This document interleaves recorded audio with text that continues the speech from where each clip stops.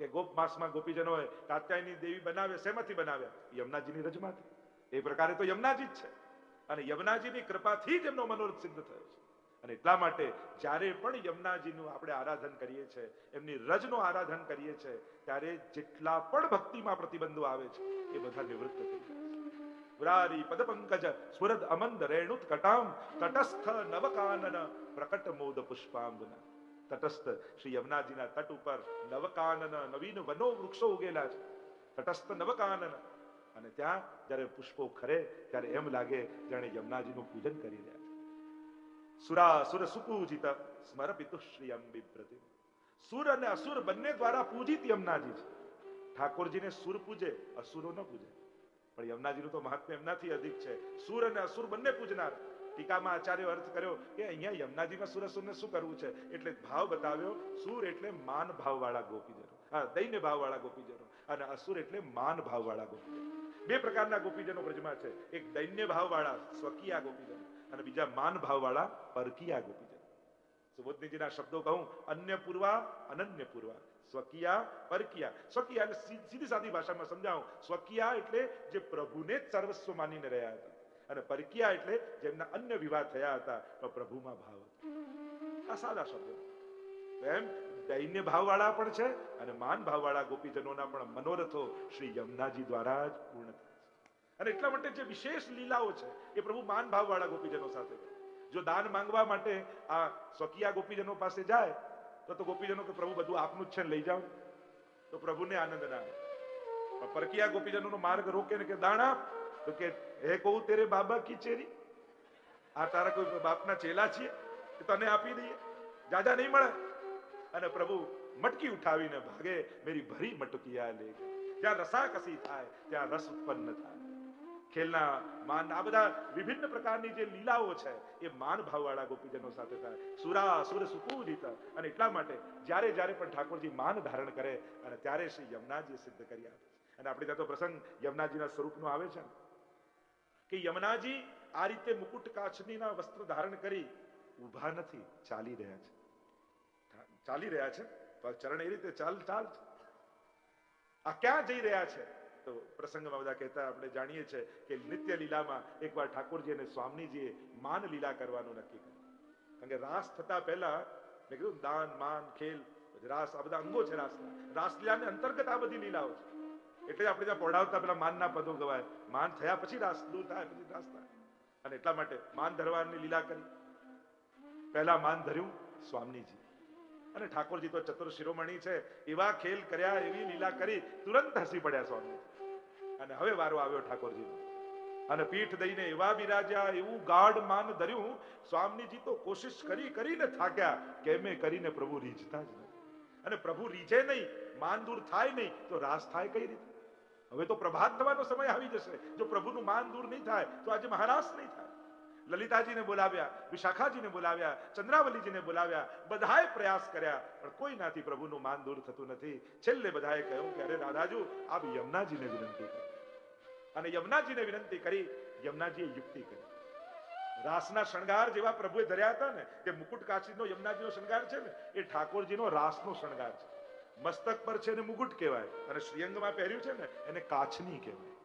રાસ સમય ઠાકોરજી આ વસ્ત્ર શૃંગાર ધરે, અને એવા ઠાકોરજી જેવા જ વસ્ત્ર શૃંગાર ધરે. કારણ કે યમુનાજી એક તો છે ઠાકોરજી છે, કૃષ્ણામ કૃષ્ણ સમામ કૃષ્ણ રૂપામ કૃષ્ણ સાત્મિકામ કૃષ્ણ સંબંધકારિણી. આપણા આચાર્યો કહે કૃષ્ણ શ્રી યમુનાજી કેવા છે? બિલકુલ કૃષ્ણ જેવા. અને જ્યાં વસ્ત્રોના શૃંગાર પણ એવા ધર્યા, ત્યારે આબેહૂબ કૃષ્ણ બની ગયા. અને હવે કમળની માળા લઈ ઠાકોરજી પાસે પધાર્યા. જ્યાં ઠાકોરજીએ નેત્ર ઊંચા કર્યા, ચોંકી ગયા. આ નિત્ય લીલામાં બીજા કૃષ્ણ ક્યાંથી આવી ગયા? અને જ્યાં માળા કંઠમાં ધરાવી અને ત્યાં સમજી ગયા કે આ તો યમુનાજી છે. અને પ્રભુ હસી પડ્યા, અને પ્રભુનું માન દૂર થયું. અને પ્રભુએ આજ્ઞા કરી, સ્વામીજી આજ્ઞા કરી, હવે અમારી કુંજમાં પધારો. ત્યારે આ જ વસ્ત્ર શૃંગાર ધરીને પધારો. અને એટલા માટે યમુનાજીના બે પ્રકારના વસ્ત્ર શૃંગાર છે. એક જ્યારે યમુનાજી પોતાની કુંજમાં હોય ત્યારે ચુંદડીના ચણિયા ચોળી ધારણ કરે.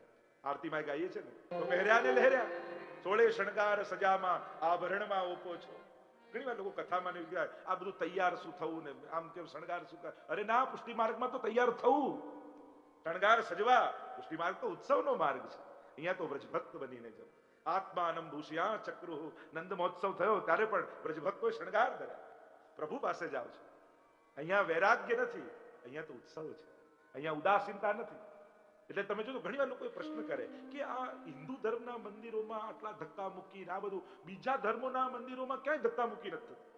બધા શાંતિથી ડિસિપ્લિનમાં આવે, જગ્યા અનુકૂળ ગોઠવાઈ જાય ને એકદમ શાંતિ હોય. અને આપણા જયારે જુઓ ત્યારે ધક્કા ને આમ ને ભીડભાડ ને આવું કેમ?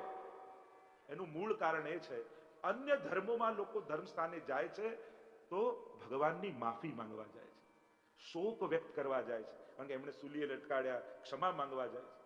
અને હિન્દુ ધર્મમાં લોકો મંદિરે જાય છે તો આભાર માનવા જાય છે, ઉત્સવ કરવા જાય છે. તમે ક્યારે કોઈની શ્રદ્ધાંજલિ સભામાં ધક્કા મુક્કી થતી જોઈ? શોક સભામાં બધું ના હોય, જન્મ દિવસમાં કે લગ્ન સમારોહમાં હોય. અને એટલા માટે બીજે બધે ઉદાસીનતા છે, આપણે ત્યાં ઉત્સવ છે અને એટલા માટે આ. હું તો હંમેશા કહું, દરેક વારને તહેવાર બનાવવો હોય ને તો ઘરે ઠાકોરજી પધરાવી દેવા. તમારો દરેક વાર તહેવાર બની, નહીં તો આ વ્યવહારમાંથી જ ઊંચા નહીં આવે. આ વ્યવહારમાં જ આપણે એવા અટવાઈ જઈએ છીએ. ઘણી વાર લોકો પાછું એ બહુ ધારણા, સોમવારે તો અહીંયા જવું પડે, મંગળવારે અહીંયા જવું પડે, બુધવારે અહીંયા જવું પડે, ગુરુવારે તો અહીંયા જવું જ પડે, શુક્રવારે આમ, શનિવારે તેલ, રવિવારે પાછું લોકોને એવું બધું હોય. કોણે એવું કહ્યું કે દરેક વારે ભગવાન બદલવા? અરે વારો નીકળી જશે, વારે બદલશો તો.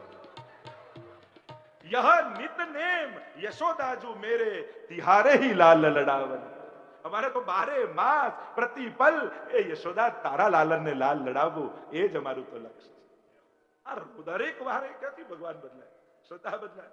અને ભગવાન કોણ? જે આપણું પહેલું કામ કરી આવે એ આપણો ભગવાન. લોકોની તો વ્યાખ્યા એટલી સહેલી છે, ક્લિયર કટ છે.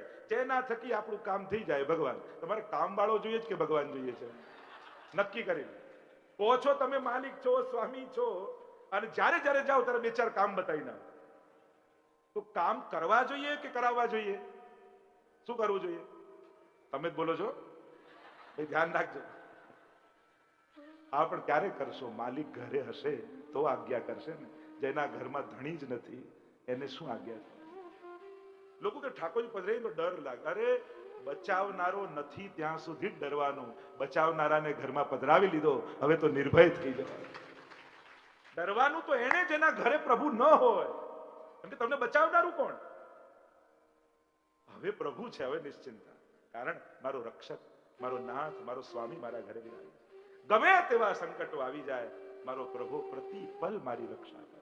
પણ હા, પ્રભુની એક આદત બહુ ખરાબ છે.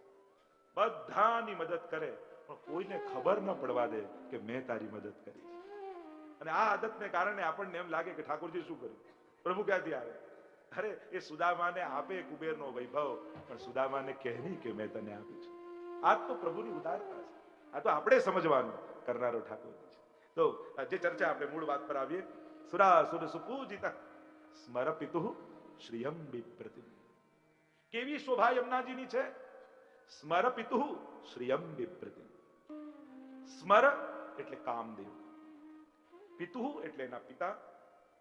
આપણે ત્યાં પ્રદ્યુમ્નજી એ સાક્ષાત કામદેવનો અવતાર છે, પ્રભુના પુત્ર, એટલે કે સ્મર પિતુઃ. અને એટલે જ વસંત પંચમી હોય ત્યારે કળશનું પૂજન થાય. એ પ્રદ્યુમ્નજીનો પ્રાગટ્ય દિવસ, અને પ્રાગટ્ય દિવસ છે, અલૌકિક કામદેવનું પ્રાગટ્ય છે, એટલા માટે એનું પૂજન થાય છે. કારણ કે આપણે ત્યાં કામ શું છે? પુષ્ટિ માર્ગે હરે દાસ્યમ ધર્મો અર્થો હરિરેવહિ કામો હરિર દિદૃક્ષૈવ. ભગવાનને જોવાની ઈચ્છા, એ જ ભક્તનો કામ છે.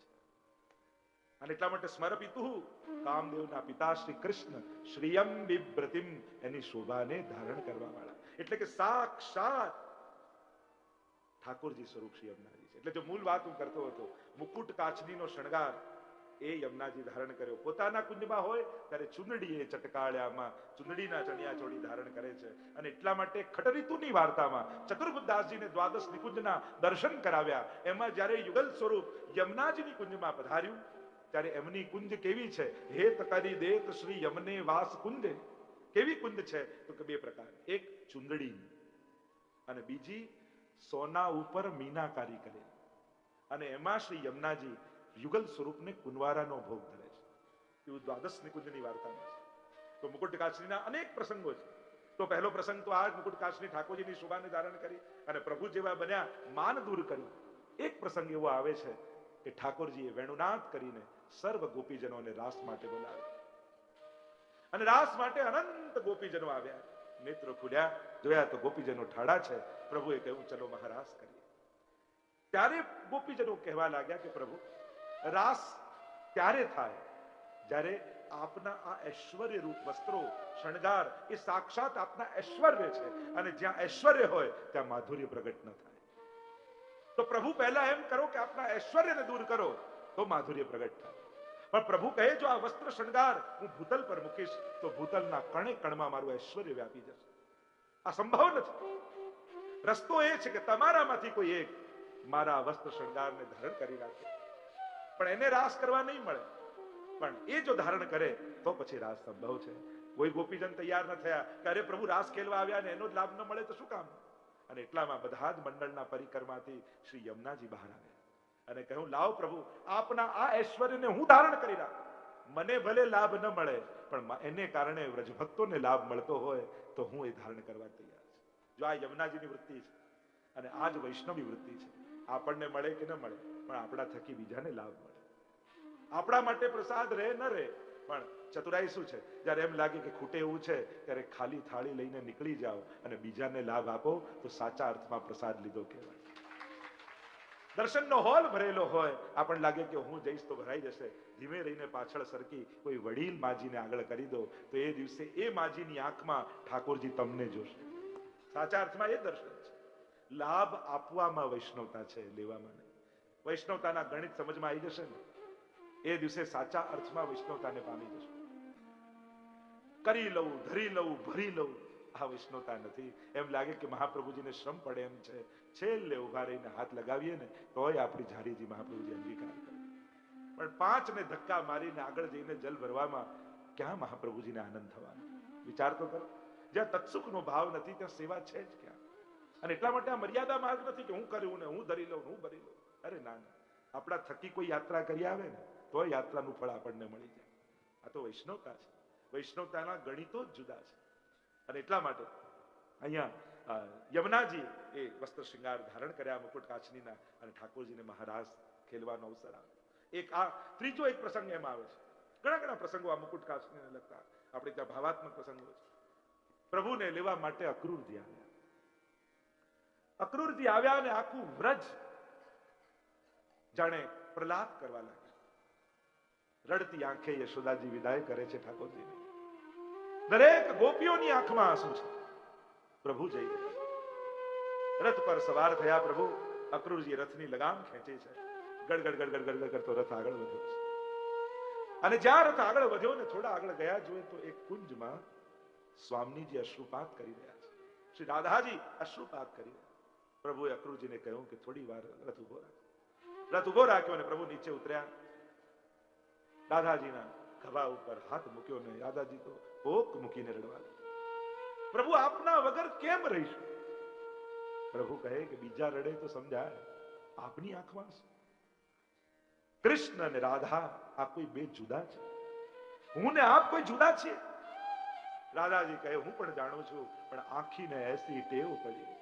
આ આંખોને તો એવી આદત પડી છે આપને જોવાની. આપને જોયા વગર કેમ જીવીશું? કેમે કરીને ઠાકોરજી મનાવ્યા. રથ પર ફરી સવાર થયા. રથ ચાલ્યો અક્રૂરજીનું આગળ અને રથ જતા જતા વિશ્રામ ઘાટ પર આવીને મુકામ કર્યો. પ્રભુએ વિશ્રામ કર્યો એટલે વિશ્રામ ઘાટ. પ્રભુની આંખની સામે રડતી આંખો દેખાય છે. વ્રજ ભક્તોના નેત્રોમાંથી વહેતા આંસુ દેખાય છે. પ્રભુનું મન વ્યાકુળ છે. અને વિશ્રામ ઘાટે બેઠા બેઠા પ્રભુ વિચાર કરે છે કે આ મારા વિરહમાં પ્રાણોના ત્યાગ કરી છે. વ્રજ ભક્તો ગોપીજનો નહીં રહી શકે મારા વગર. શું કરું કે મારા વગર પણ એમના પ્રાણ ટકેલા. અને એક ક્ષણે શ્રી ઠાકોરજી યમુનાજીનું સ્મરણ કરે છે. અને જ્યાં યમુનાજીનું સ્મરણ કર્યું યમુનાજી પ્રગટ થઈ ગયા વિશ્રામ ઘાટે. બે હાથ જોડીને પ્રભુને કહ્યું પ્રભુ શું આજ્ઞા છે? અરે શ્રી યમને, આપનું રૂપ, આપનું સ્વરૂપ, આપનું મુખારવિંદ આબેહૂબ મારા જેવું છે. મારું એક કાર્ય કરશો? પ્રભુ આજ્ઞા કરો. ઠાકોરજીએ પોતાનો રાસનો મુગટ લઈ યમુનાજીના મસ્તક પર ધરાવ્યો. સમગ્ર વ્રજલીલાની સાક્ષી રૂપ કાચની વડી કરી શ્રી યમુનાજીને ધરાવી. પોતાના, કારણ કે જ્યારે ઠાકોરજી વ્રજમાંથી પધારી રહ્યા હતા ત્યારે રાધાજીએ દરેક ગોપીજનો પાસે એક એક કમળ લીધો, અને એ કમળ નતું, ભક્ત રાખત હિય હાર કરકે, એ તો ભક્તોના હૃદય હતા. અને પ્રભુના શ્રી કંઠમાં ધરાવીને કહ્યું, પ્રભુ જાઓ છો તો ખરા, પણ અમારા હૃદયોને આપની સાથે લેતા જાઓ, કારણ કે આપના વગર આ હૃદય ધબકતું નહીં રહે. અને એ જે કંઠમાં માળા હતી એ શ્રી યમુનાજીના હસ્તમાં હતી. અને કહ્યું, હવે જ્યારે કોઈ પણ ગોપીજનને વિરહ થાય અને એવી ક્ષણ આવી જાય કે એના પ્રાણ છૂટી જશે, એ સમયે હે યમુનાજી આ સ્વરૂપ ધારણ કરી આપ એની સન્મુખ ઉભા રહી જાય. એનાથી શું થશે? એનાથી એ થશે, એમને એમ લાગશે કે કૃષ્ણ આવી ગયા, અને એક ક્ષણ મારો આભાસ થતા એના પ્રાણ પાછા આવી જશે. અને એ રીતે મુકુટ કાચનીનો શ્રૃંગાર શ્રી યમુનાજીએ ધર્યો. અને આગળ પણ એ પ્રસંગ અનેક રૂપે આવે કે જ્યારે મહાપ્રભુજીને ટકરાણી થઈ જાય યમુનાજી માળાજી, એ માળાજી શું છે તો કે એ જ પવિત્ર છે. અને કહ્યું હતું કે આ જ માળા શ્રી સ્વામીજી વલ્લભ રૂપે પ્રગટ થશે અને એ ઠાકોરજીના કંઠમાં ધરાવશે. તે સ્વામીજી જેમને વિસ્મૃતિ થઈ ગઈ હશે કે આ ભૂતલ પર દૈવી જીવો કોણ કોણ છે, એની સુધી પાડી પાછી આવી જશે, એમનો સંબંધ ફરી થઈ જશે. અને કંઠ પવિત્રા લે પહેરાય, મિશ્રી ભોગ ધરી મન ભાય. ઘણા લોકો કે મિશ્રી ભોગની કોઈ સેવા હોતી હશે. અરે સૌથી પહેલી મિશ્રી મહાપ્રભુજી ઠાકોરજીના આરોગાવી પવિત્ર એકાદશી. તો અનેક અનેક વાર્તા પ્રસંગો આ મુકુટ કાચનીને લગતા છે. તો સ્મર પિતુશ્રિયમ બિભ્રતિમ, સાક્ષાત કામદેવના પિતા પ્રભુની શોભાને ધારણ કરવા વાળા શ્રી યમુનાજી છે.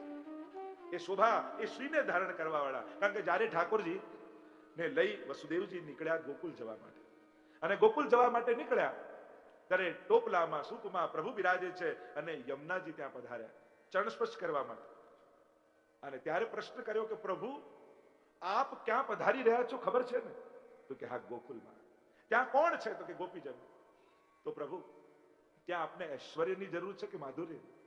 પ્રભુ કે ત્યાં તો માધુર્ય લીલા કરવાની છે. તો આ ઐશ્વર્યનું શું કરશો? હે યમુનાજી, ચરણનો સ્પર્શ આપને કરાવી મારા સઘળા ઐશ્વર્યો આપને આપતો જઉં છું. ત્યાં તો ખાલી માધુર્યને લઈને જઉં છું.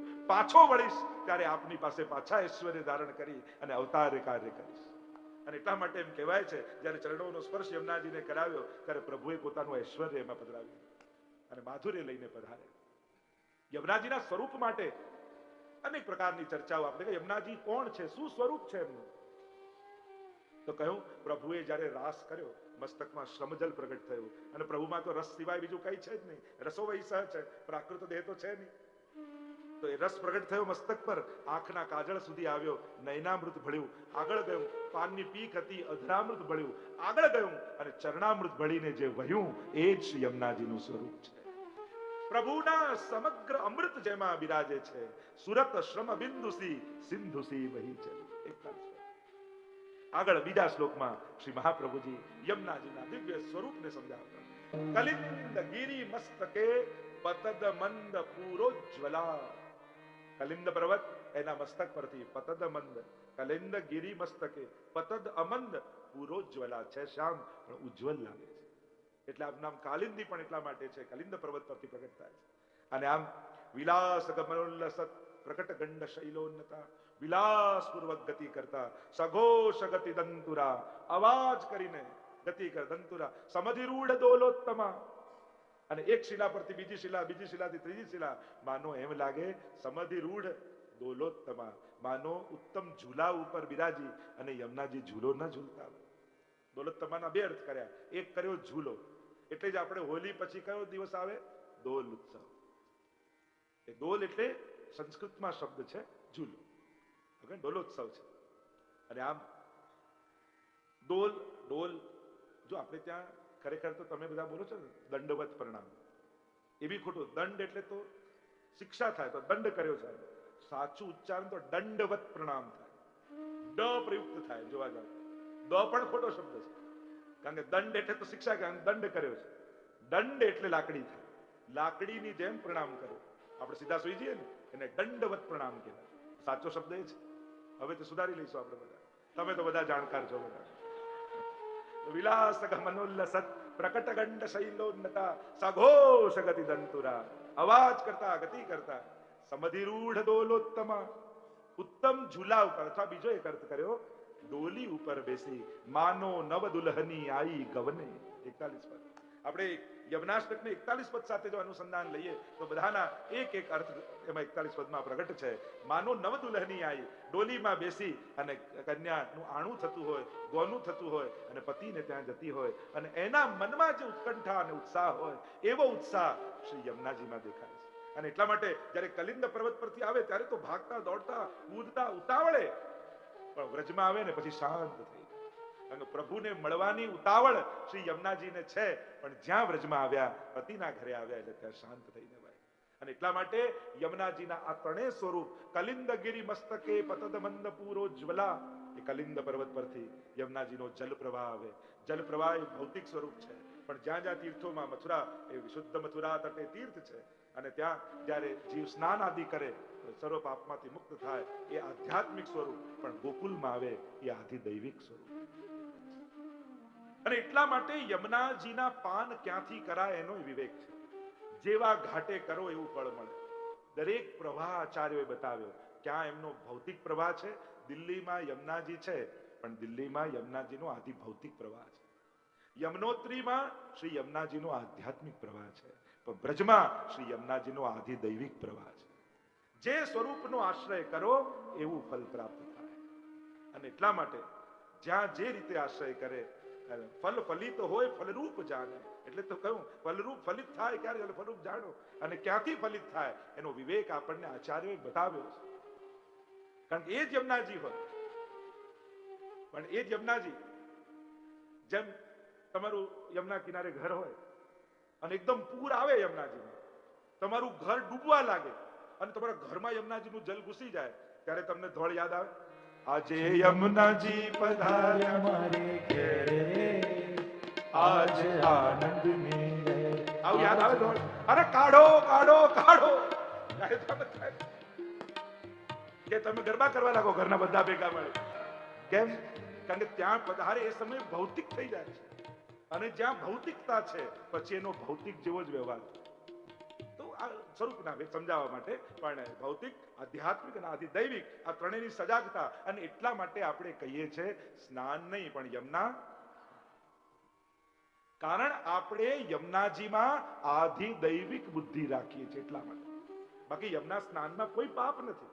પ્રાત સમયે ઉઠ નાવે, આપણે તો કીર્તન સાહિત્યમાં પણ છે. નાહવું એ દોષ નથી, પણ ભક્તિ માર્ગીય અવિવેક છે, પુષ્ટિ માર્ગીય અવિવેક છે. કારણ કે પુષ્ટિ માર્ગમાં મહાપ્રભુજી આપણને દ્રષ્ટિ આપી, નમત કૃષ્ણ તુર્ય પ્રિયામ. આ ચતુર્થ પ્રિયા છે ઠાકોરજી. અને એટલે જ કુંભનદાસજી આદિ ભગવદીઓની વાર્તામાં જો ક્યારે ચરણોનો સ્પર્શ નહીં કરાવે. અરે પાને ક્યાં, આપણે તો જોતા જન્મ સુધાર્યા, કેવળ દર્શન થઈ જાય તો જન્મનો ફેરો સુધરી જાય. એવા શ્રી યમુનાજીના મહાત્મ્ય છે. અને એટલા માટે આપણે ત્યાં યમુનાજીનું પાન કરવું. અને હવે તો વ્યવહારિક જગતમાં સ્નાન ન કરીએ જ સારું છે. પૂજનમાં પણ વિવેક રાખવાની જરૂર છે. લોકો પૂજન કરે ને, પડીકું ખોલે, પછી કંકુ, પછી ચોખ્ખું, પછી પડીકું યમુનાજી. લોકો પૂજનમાં એવું કરે. જેટલું માનનારા લોકો યમુનાજીને બગાડે છે ને, એટલું યમુનાજીને નહીં માનનારા નથી બગાડતા. આપણા સકલ તીર્થો જેટલા શ્રદ્ધાવાળા લોકો એને બગાડે છે, એટલું જેને શ્રદ્ધા નથી ઉલટાની લોકો ચિંતા કરે છે. અને એટલા માટે દરેક સ્થાન પર વિવેકની જરૂર છે. એ ગિરિરાજજીમાં દૂધ ચડાવતા હો ત્યારે, એ યમુનાજીનું પૂજન કરતા હો ત્યારે, બેઠકજીમાં ઝારી ભરતા હો ત્યારે, અને હવેલીમાં દર્શન કરવા જાઓ ત્યારે, દરેક સમયે વિવેકની આવશ્યકતા છે. જ્યારે સમાજનું સામર્થ્ય વધી જાય ને, ત્યારે સમાજને વિવેકની બહુ જરૂર પડે. અસમર્થ લોકોને બહુ વિવેકની જરૂર નથી પડતી, પણ સર્વસમર્થ લોકોને વિવેકની બહુ જરૂર પડે. હવે બધા આપણે 100 લીટર ચડાવી શકીએ એમ છે દૂધ ગિરિરાજજી, પણ હવે 100 લીટર ચડાવીશ તો ગિરિરાજજીને શ્રમ પડશે કે સુખ થશે, એનો વિચાર આપણે કરી લેવો. હવે હું બહુ મોટા પાયે પૂજન કરીને બહુ જ કિલો કંકુ નાખી શકીએ એમ છે, પણ હવે એ કરવું ઉચિત છે કે નહીં આજના સંજોગોમાં, એ આપણે બધાએ વિચારવા, ચિંતન કરવા. સમર્થ લોકોને વિવેકની વિશેષ આવશ્યકતા છે કે પોતાના સામર્થ્યને કઈ રીતે વિવેકના તટમાં સાંકળી રાખવું, એની મર્યાદામાં એને જાળવી રાખવું. નહીં તો આપણી શ્રદ્ધા જ આપણા સેવ્યને શ્રમ આપનારી થઈ જશે. એ શ્રદ્ધા જ. અને એટલા માટે વિવેકની જરૂર. તો કલિંદ ગિરિમસ્તકે પતદ મંદ પૂરો જ્વલા વિલાસ ગમનોલ્લ સત પ્રગટ ગણ્ય શૈલોન્નતા સઘોષ ગતિ દંતુરા સમધિ રૂઢ દોલોત્તમા મુકુંદ રતિ વરધી. મુક્તિને પણ મુક્તિ આપે એનું નામ મુકુંદ. અને એવા પ્રભુમાં મુકુંદ રતિવર્ધિની, એમાં પ્રેમને વધારનાર. જો પુણ્યો માટેના ઉપાય ઘણા છે, ઘણું બધું કરવાથી પુણ્ય મળે છે. મુક્તિ માટેના ઉપાય ઘણા છે. અરે તમે કાંઈ જિંદગીભર ન કર્યું હોય ને, પાપ જ કર્યા, ગુજરી જાઓ, ગુજરી ગયા પછી પણ તમારો મોક્ષ થઈ શકે એવા ઉપાયો શાસ્ત્રોમાં છે. તમે કાંઈ ન કર્યું હોય, બીજો તમારો મોક્ષ કરાવી શકે, તમારા સ્વજન. પણ ભક્તિ તો જાતે જ કરીને જવી પડે. પ્રેમ પ્રભુમાં એ તો જાતે જ આનંદ લઈને જવું પડે. એ આપણા બદલે કોઈ ન કરી શકે. અને એટલા માટે પ્રેમ દુર્લભ છે, ભાવ દુર્લભ છે, ભક્તિ દુર્લભ. એટલે તો જે પ્રભુદાસ જલોટાની વાર્તામાં નહીં, દહીં પ્રભુને આટલું ગમ્યું તો કહ્યું કા દેખ કે આવ્યો. પ્રભુદાસને કહી કે મુક્તિ દે દી. એને મુક્તિ માંગી તો મુક્તિ લખી આપી. અરે પ્રભુ રાજી થયા. મુક્તિ જેવી તુચ્છ વસ્તુ શું આપી, એને તો ભક્તિ આપવી જોઈએ. ભક્તિ દુર્લભ છે, એ સહજ મળતી નથી. બે જણા ભક્તિ આપવા સમર્થ છે. એક મુકુંદ રતિ વર્ધિની એવા શ્રી યમુનાજી પ્રભુમાં તમને પ્રેમ આપી શકે, અને બીજું સાનિધ્ય માત્ર દત્ત શ્રી કૃષ્ણ પ્રેમા. શ્રી મહાપ્રભુજી સાનિધ્યમાં જાઓ મહાપ્રભુજીના, અને સાનિધ્યમાં બેસવા માત્રથી તમે કૃષ્ણ પ્રેમથી છલોછલ ભરાઈ જશો. આ બે તત્વો ભગવત પ્રેમ. બાકી ભગવત પ્રેમ કોઈ ના આપી શકે, અતિ દુર્લભ છે. પ્રેમમાં પ્રેમ પૂર્વકનો વ્યવહાર કોઈ શીખવાડી શકે. પ્રેમ તો પ્રગટે. અમુક વસ્તુ માંગવાની ન હોય, મેળવવાની. પ્રેમ મંગાય નહીં, એ તો નાનો થઈ જાય. માંગો એ તો મેળવવાનું. સન્માન માંગવાનું ના હોય, મેળવવાનું હોય. માંગો તો નાનું થઈ જાય. અમુક વસ્તુ તો મેળવવાની હોય, માંગવાની ના હોય. અને આ બધા તત્વો પ્રેમ જેવા તો અતિ દુર્લભ કયા છે. પ્રભુમાં પ્રેમ પ્રગટવો એ સહજ વાત નથી.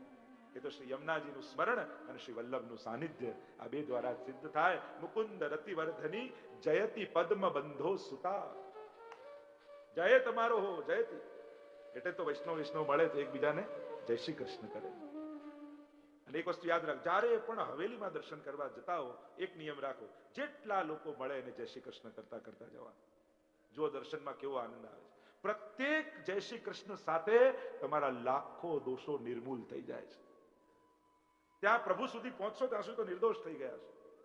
તમારો દુશ્મન પણ કેમ ન હોય, પણ હવેલી જતી વખતે પ્રભુ માટે જઈ રહ્યો છો, ઠાકોરજીના દર્શન કરવા જઈ રહ્યો છો, એ સમયે સામે મળે તો જય શ્રી કૃષ્ણ કરવાનું ચૂકતા નહીં.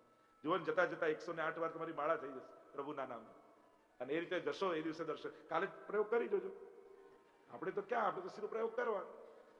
અને ના કંઈક થાય તો મને પકડજો કે આ શું ખોટું ખોટું બોલીને જાઓ છો.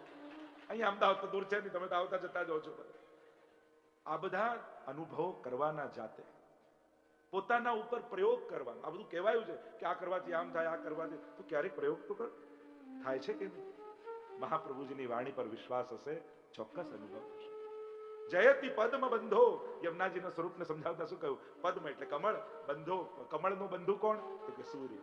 અને સૂર્ય ઉગે તો કમળ ખીલે. પદ્મ બંધો સુતા. હે સૂર્ય પુત્રી, તમારો જય હો. સૂર્યના પુત્રી છે, અને એટલા માટે આપણે ત્યાં કહેવાય ને કે સૂર્યના પુત્રી શ્રી યમુનાજી સુરસુતા છે. આપનો જય હો, જયતી.